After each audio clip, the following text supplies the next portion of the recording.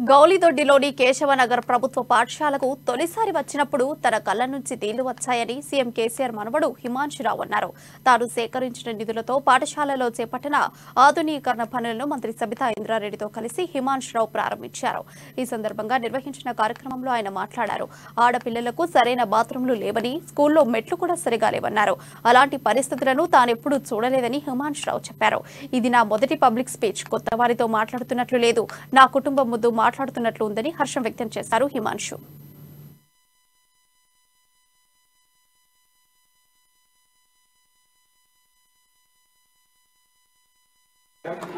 First time కొంచెం nervous గానే ఉంది, కానీ నాకు ఎక్కడికో ఏదో ఒక స్కూల్ కి ఏదో మారుమూల ప్రాంతంకి వెళ్ళి స్కూల్కి వెళ్ళట్లేదు, ఏదో నా ఇంటికి వచ్చి నా ఫ్యామిలీ మెంబర్స్ ముందు మాట్లాడుతున్నట్టు అనిపిస్తుంది నాకు.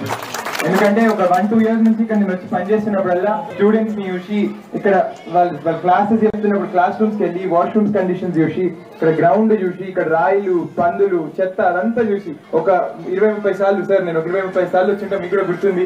ఆఖరికి అప్పుడప్పుడు సార్ లేకుంటే రాత్రి కూడా వచ్చి చూసినప్పుడు రోజులు ఉన్నాయి. ఇక్కడ వచ్చి పని ఎట్లు నడుస్తుంది, పిల్లలకి ఎట్లుంది అంతా చూసుకొని వెళ్ళినాం. సో అన్నికన్నా ముందు మన డైస్ మీద మన ఎడ్యుకేషన్ మినిస్టర్ సబితా ఇంద్రారెడ్డి గారికి అండ్ మన government whip and me local MLA Gandhi గారికి, వారితో పాటు ఇక్కడ మన కరెంట్ కార్పొరేటర్ గంగాధర్ గారికి అండ్ మన ఎక్స్ కార్పొరేటర్ సాయిబాబా గారికి, ఇంకా నా స్టేజ్ మీద ఉన్న నా హోకో అండ్ క్యాస్ట్ టీమ్ మెంబర్స్ అందరికీ స్టాండ్ అప్ ఫర్ ఎమ్మెల్యే.